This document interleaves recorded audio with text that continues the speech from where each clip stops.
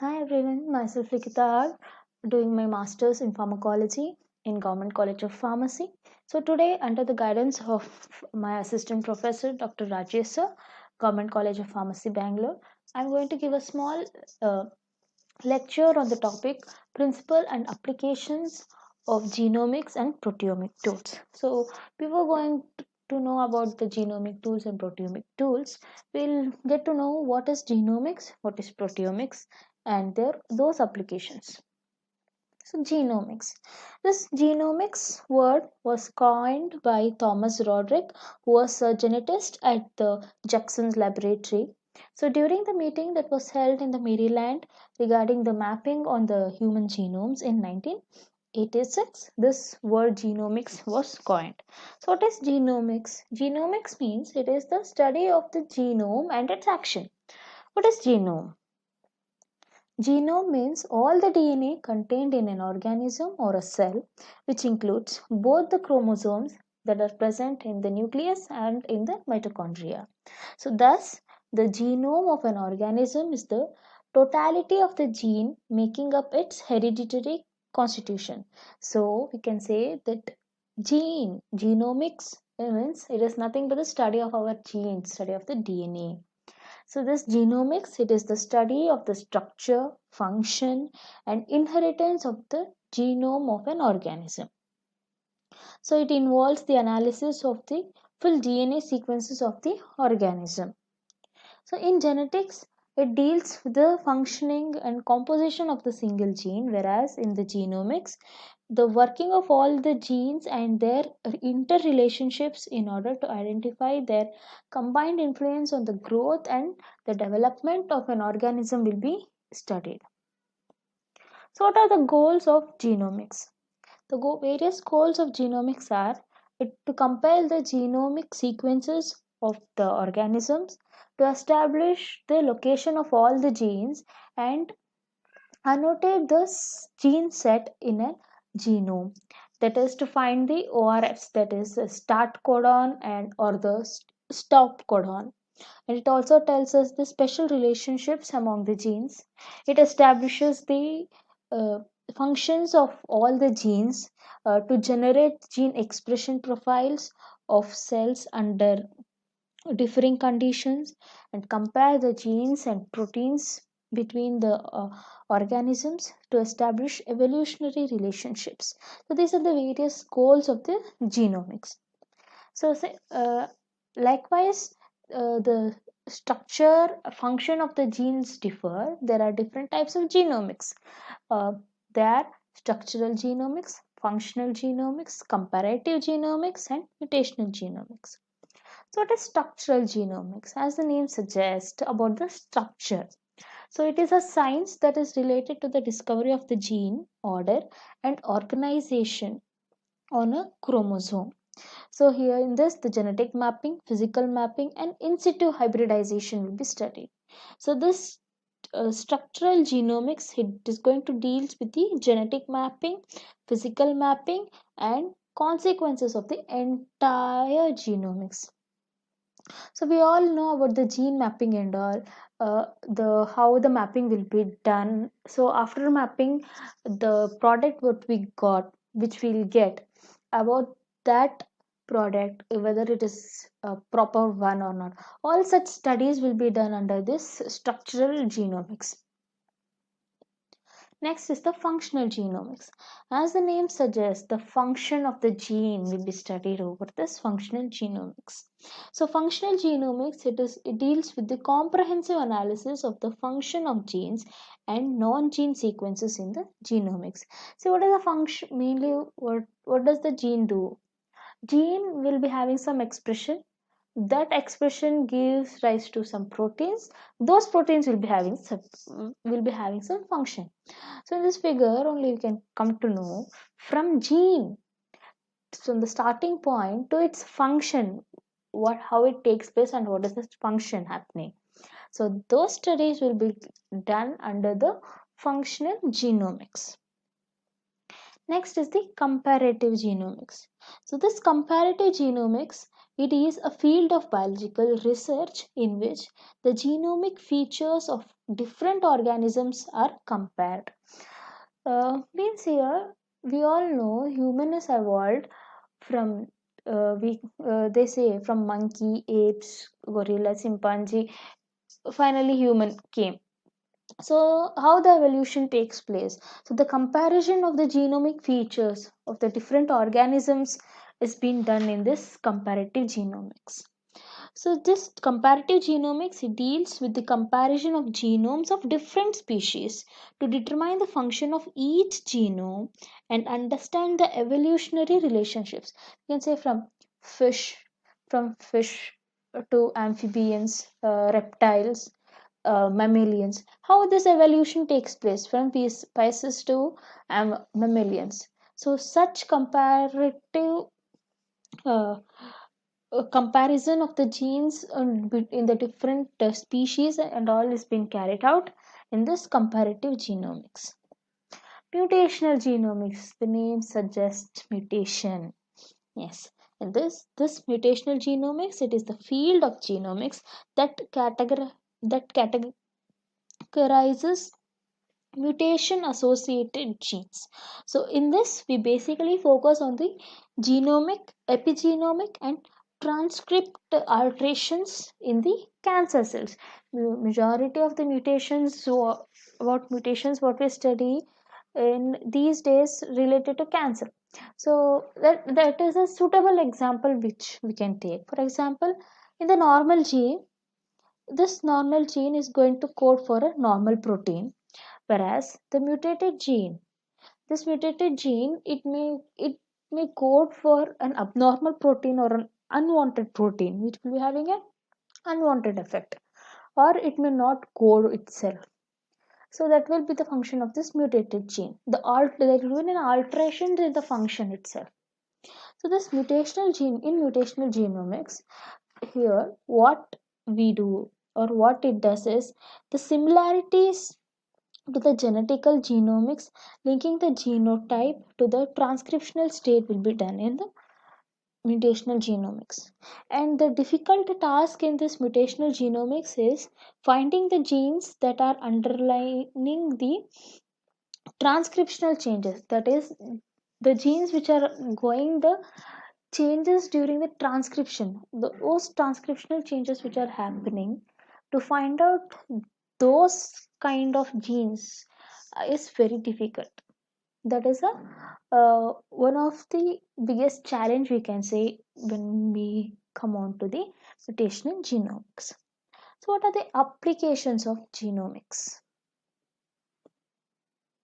Applications of genomics are functional genomics, comparative genomics, gene identification by micro array genomic analysis, in the clinical applications of the genomic tools, gene discovery and diagnosis of rare monogenic disorders, identification and diagnosis of genetic factors contributing to the common diseases, pharmacogenetic and targeted therapies, prenatal diagnosis and testing, infectious diseases, gene therapy, genome editing. So here the analysis of genes at the functional level is one of the main use of the genomics, and even the prenatal diagnosis and testing. The prenatal diagnosis of genetic diseases allows the parents to make some decisions about whether to continue with the pregnancies or to allow the early diagnosis, and if possible is of any treatment in the utero or at the birth, it can be done. So it is one of the major we can say major use or major applications of this genomics. In this genomics, here we can mainly do the in coming to the treatment wise, from the genome level, in the gene level, the uh, cure for the disease will be done. We can identify the gene and look off for the what are the changes that has been happened, or if what changes takes place, the disease can be cured. In genetic level, the cure will be done. So that is the research going on in the genomics. Till now we studied about the genomics. We came to know about what is genome and all. Now we'll be moving ahead. That is about the proteomics. So genome was coined in 1986 by Thomas Roderick. The same way, the proteome was first coined in 1994 by Mark Wilkins. So genome, it is study of genes. Genomics, study of genes. So genome related to genes. The same way, proteome, it is related to proteins. Proteome refers to the set of genes expressed during a cell's entire lifetime. So this proteome is the sum of all the proteins expressed by the genome of an organism. Thus, it's involving in the identification of the proteins in the body and determination of their role in physiological and pathological functions. So this proteomics, it is the study of the proteome. So that is study of proteins. Here it is going to uses the technologies that are ranging from the genetic analysis to the mass spectrometry. So this proteomics, it directly addresses the protein complement of the genome, and it has been identified as the study of the protein properties like in the expression levels, post transcriptional modification, and the interactions between the different proteins, etc., on a large scale to obtain a global integrated view of the disease processes, cellular processes, and networks at the protein level. So, the study of all the proteins by a cell type of an organism is known as the proteomics. In this, the databases giving the details of the proteomes in the cells under the normal and the abnormal conditions are also available, and they are being used in the to find out the pinpoint defects in the molecular diseases and all. In the molecular level, using these data and all, we can find out the uh, what is the reason and all. We can detect the diseases. Objectives of proteomics. This proteomics, the objectives are the proteins of peptide separations, identification and characterization of the resolved proteins by using mass spectroscopy, LCMS, and all, data analysis, and various applications. So, what are the types of proteomics? Like the types of genomics, there are types of proteomics. There are structural proteomics, functional proteomics, expression proteomics. What is this structural proteomics? Structural proteomics means it includes the analysis of the protein structures at the large scale.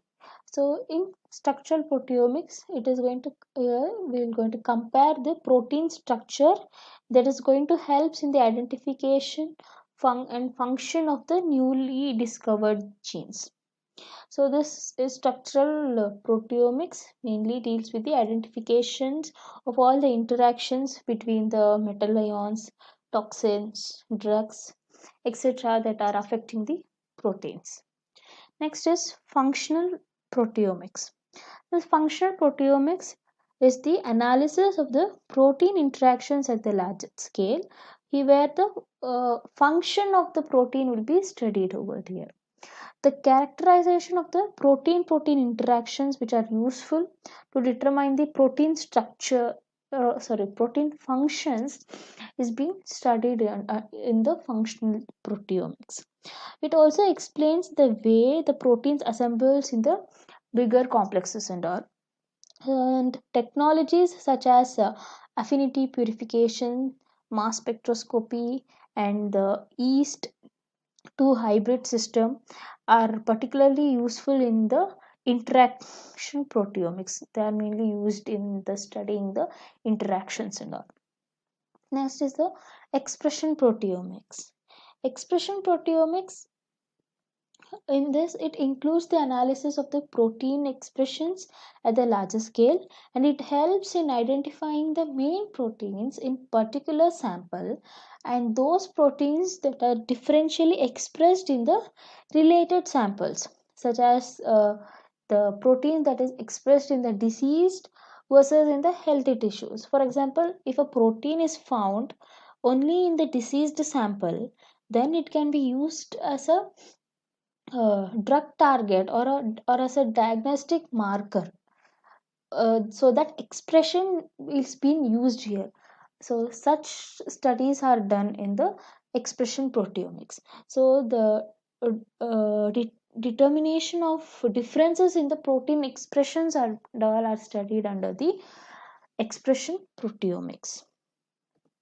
Next is the applications. We'll move on to the applications of proteomics. There are wide applications of the proteomics in the discovery of protein biomarkers, in the study of the tumor metastasis, in the field of neurostroma, in renal disease diagnosis, in neurologies, in fetal and maternal medicines. It has a wide applications in the diabetics research, urological cancer research, and in the nutritional research. There are wide applications to the proteomics. So next we'll move on to the genomics and proteomic tools, and the uh, very important thing. So we learned genome means what, proteomics means what. So using the concept of genomics and proteomics, some tools have been created. So, what are those genomic and proteomic tools? They are DNA electrophoresis, PCR technique, that is polymerase chain reaction, gene sequencing, microarray technique, SDS page, that is sodium dodecyl sulfate polyacrylamide gel electrophoresis, ELISA, that is enzyme linked immunosorbent assay, and Western blotting. These are some of the techniques that uses the genes or DNA or proteins for the termination of various genes and various proteins. So these techniques are known as the tools for of genomics and proteomics. Now we'll be studying about an important genomic and proteomic tool, that is DNA gel electrophoresis. So what is this DNA gel electrophoresis? It is a technique. DNA gel electrophoresis is a technique used to separate and identify the DNA fragments based on the sizes. So the DNA fragments of various sizes will be loaded in the porous gel that is made up of agarose or polyacrylamide gel. So, and on that the DNA fragments will be run, and they will be separated and identified. So what is this electrophoresis? Electrophoresis is the separation of the charged molecules in an electric applied electric field. So the positive or the negative electrical charges are frequently associated with the biomolecules. So when this biomolecule is placed in an external electric field, the charged biomolecules will move towards the electrodes of the opposite charge. So due to this phenomena of this electrostatic attraction, there will be separation takes place. So the relative mobility of the individual molecules depends upon the several factors, and the most important of which are the net charge, charge to mass ratio, molecular shape, and the temperature, porosity, and viscosity of the matrix through which the molecule is going to migrate. So based on all these factors, there will be the separation of the biomolecules like DNA, proteins, and all. So in DNA gel electrophoresis, there will be separation of the DNA taking place. In this, the complex mixtures can be separated to a very high resolution by this process. And this electrophoresis, it is the migration of the charged molecules in solution in response to the electric field. So it is the separation method that is frequently used to analyze the DNA fragments that are generated by the restriction enzymes.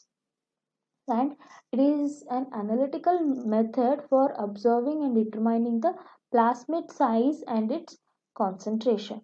So we'll study what are the principles and the types of gels used for this electrophoresis and the instrument, the reagents, the procedure and all. So it is a principle of this DNA gel electrophoresis or DNA electrophoresis.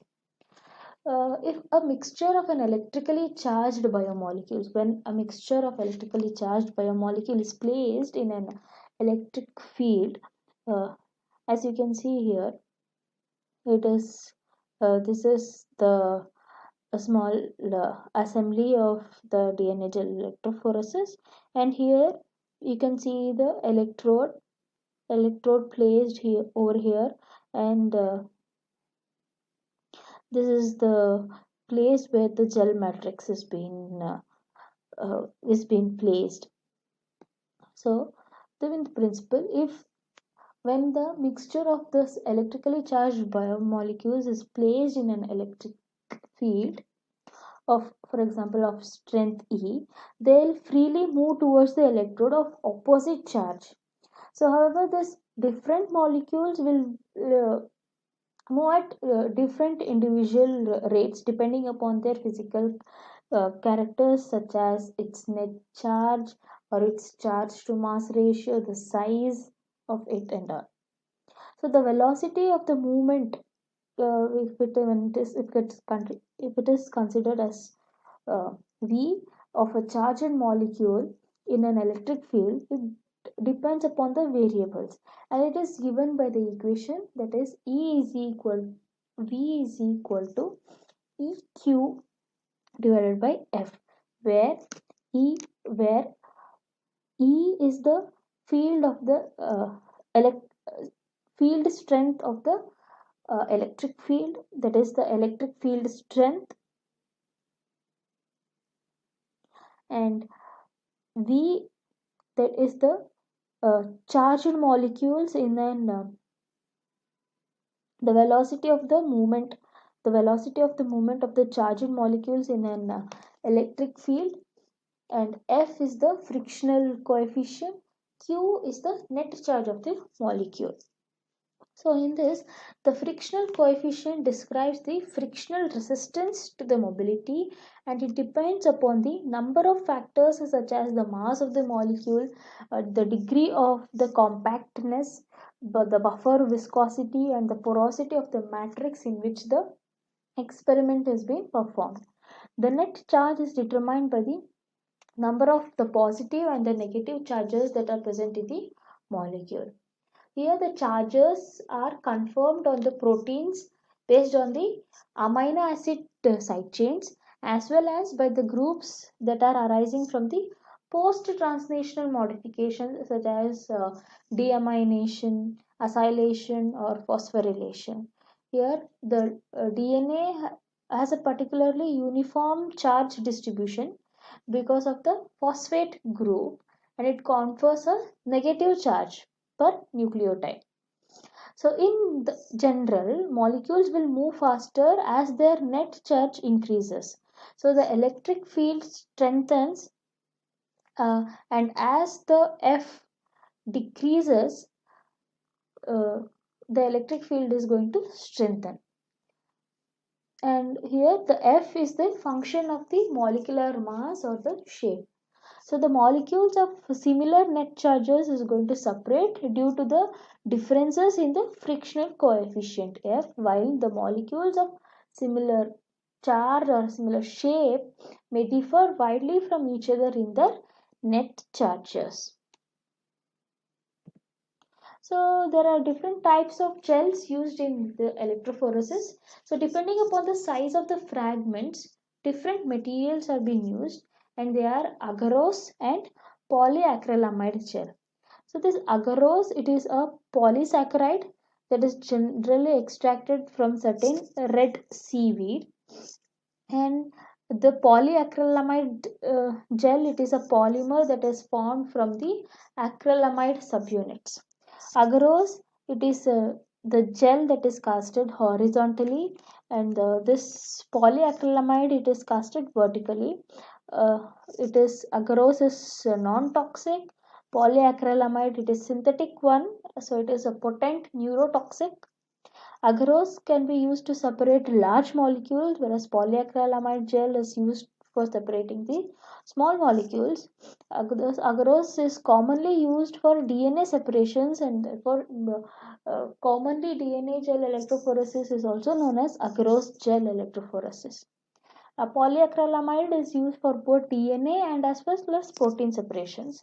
The stainings can be done before or after pouring the gel in while agarose is being used, whereas in polyacrylamide gel, when we use polyacrylamide gel, the staining is being done after pouring the gel. This agarose, it is a linear polymer. Agarose is a linear polymer that is made up of the repeating units of Arab arabiose agarabiose, which is a disaccharide that is made up of D-galactose and 3,6 anhydro L-galactopyranose. This agarose is frequently used in the molecular biology for the separation of the larger molecules, especially the DNA, by this electrophoresis method. Thus, this polyacrylamide gel, it is synthesized as a simple linear chain structure or a crossed linked, typically by using N, methylene bisacrylamide. It is a highly water absorbent. It is going to form a soft gel when hydrated, and it is used in such applications like polyacrylamide gel electrophoresis, where the separation of DNA or any proteins has been taking place. So this is agarose gel electrophoresis. Agarose gel electrophoresis is a standard lab procedure for the separating the DNA by size for visualization and purification. The electrophoresis uses an electrical field to move the negatively charged DNA through the agarose gel matrix towards the positive electrode. Here, the shorter DNA fragments will migrate through the gel more quickly than the longer ones. Hence, we can determine the approximate length of the DNA fragment by running it on the agarose gel along a DNA ladder, where the collection of the DNA fragments of the known lengths will be done. So it is here in the picture you can see the it is a small picture of the agarose gel electrophoresis. Coming to the instrumentation. So this instrument consists of electrodes, casting trays, well combs, voltage source, gel box, UV light. So these are the two electrodes. These are the two electrodes that that will be present, and this is a casting tray. This casting tray contains of the gel matrix, that is the agarose gel. It will be present in this casting tray. This casting tray, it will be having the gel box where the gross gel will be kept, and there will be well comb like structures, well combs, and this is the voltage source, and these are the instrumentations. So what are electrodes? Electrodes, in the equipment there will be two electrodes typically made up of the inert material like platinum, and they are immersed into the two separate buffer chambers. They will be immersed into two separate buffer chambers. The charged particles can migrate from one chamber to the other chambers. You see here are two chambers, like they contains the buffer, and there will be the electrodes placed. So the charged particles can migrate from one chamber to the other chamber. By using an electric power supply, the electric potential will be generated between the electrodes. So due to the electric potential, the electrons moves by the wire between the two electrodes. Between the two electrodes, the electrons is going to move. More specifically, the electrons will move from the anode to the cathode. Hence, the anode will be positively charged while the cathode will be negatively charged. So next is the casting tray. The casting apparatus consists of three parts: the tray, support, and the comb. The tray, supports, and the combs. The tray is the actual mold which is going to provide the shape for the gel as it is going to polymerize. And after the polymerization, we want to move the gel out of the mold, and we will going to submerge it in the tank of the buffer uh, to run it. The well combs. The comb is placed in the liquid agarose after it has been poured. After pouring the well combs, here you can see the well combs, they will be placed in the liquid agarose. And removing the comb from the hardened gel, it is going to produce a series of wells that is used to load the DNA. So once the gel is being poured here, they'll place the combs and they'll remove the combs. So when they remove the combs, there will be well formed. So to that well, the DNA samples will be poured. This is a voltage source. So increase in the voltage increases the rate of migration. So the higher the voltage, the more quickly the gel is going to run. But if the voltage is too high, the gel will going to melt, and the best separation will apply the voltage at no more than 5 volt per centimeter of the gel length. The gel box, these gel box are the integrated part of the nucleic acid separation, and a gel box is a container that can accommodate a gel tray and has the electrodes that can connect to the power supply. The electrodes on the gel box are usually color coded, that is the black for the cathode and red color for the anode. Here the UV light source will be used in the molecular biology labs to view the DNA or the RNA that has been separated by the electrophoresis through the agarose gel. So exposing the stained gel to the UVB light source causes the DNA or the dye to flow. So the exposing the stained gel to the UVB light source causes the DNA dye to fluorescent and become visible. The next we'll see what are the reagents that have been used.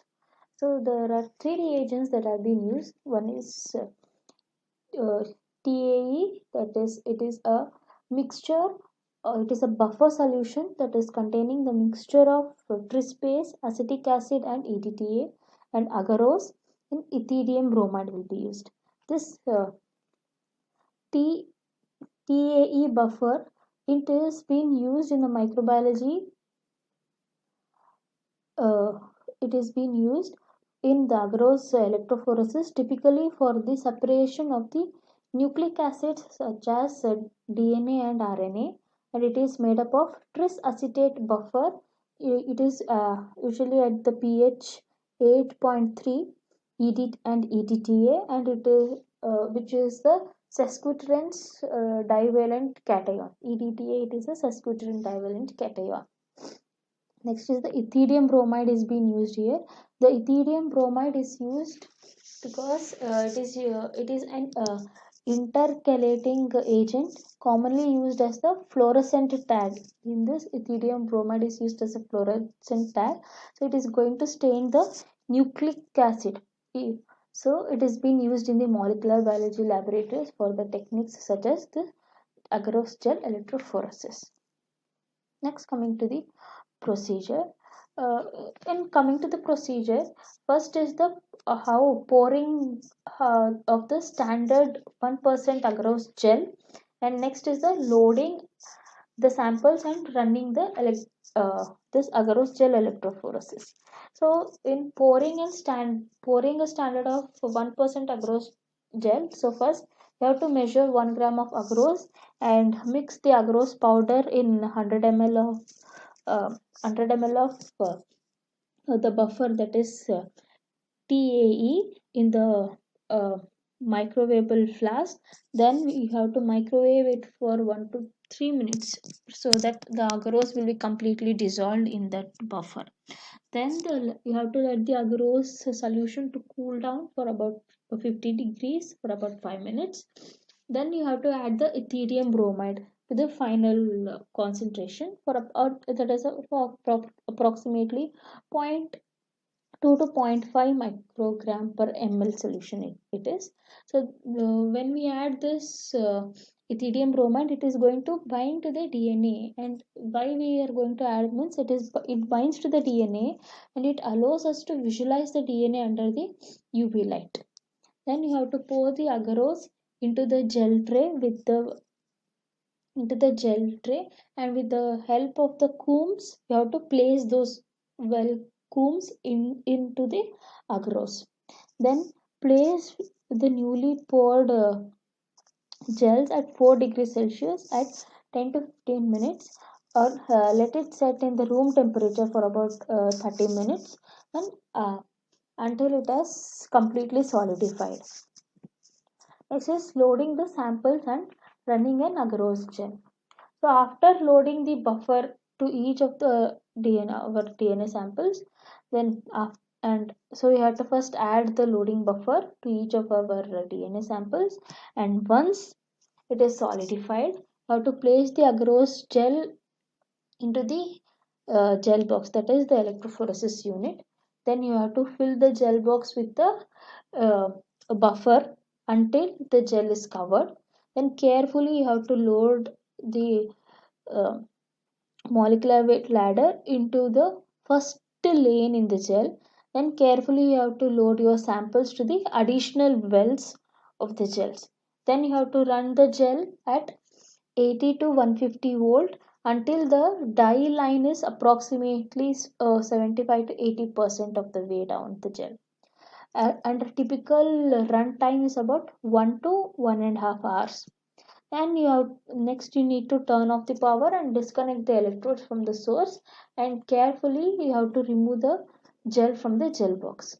And if you have not added the indicators, that is ethidium bromide, to the gel and or the buffer, you have to place the gel in the container that is filled with the 100 ml of the buffer, and you have to run the buffer. And to that you need to add 5 microliters of ethidium bromide. Then place it on a rocker for 20 to 30 minutes, and again you have to replace the ethidium bromide solution with water, and you have to de-stain it for 5 minutes. So using any device that has the UV light, you can visualize the DNA fragments that are obtained, and the fragments of the DNA are usually referred as the bands due to their appearance on the gel. For example, for example, you can see in this figure, you can see the bands that are obtained. So the DNA will be we will get the DNA fragments in the form of bands. Okay, so the analyzing will be done by using the DNA ladder in the first lane as a guide. So because in the first one we'll put we'll put the standard, so that standard is the DNA ladder. So based on that you can conclude the size of the DNA in our samples, and the representative results will be interpreted. So the separation, how the separation has taken place, and what are the resulting DNA fragments that are visible as clearly defined bands will be determined. So what are the applications of this DNA electrophoresis? So this well electrophoresis, it is used for the estimation of the size of the DNA molecules of following the digestion with the restriction enzymes, for example, in the restriction mappings of the cloned DNA and all, and in the analysis of the products of the polymerase chain reaction in the PCR, in the molecular genetic diagnosis, and even in the genetic fingerprinting, in the separation of the DNA fragments for the extraction and purification, and separation of the restricted genomic DNAs that are used in, for example, used in southern transfer, or for RNA, or RNA to the northern transfer. Next is separation of proteins, for example, screening of the protein abnormalities in the clinical chemistries and all. So these are the references, the articles and the books which I referred. Hope I think you guys really understand what I said in this video. Have a good day. Thank you.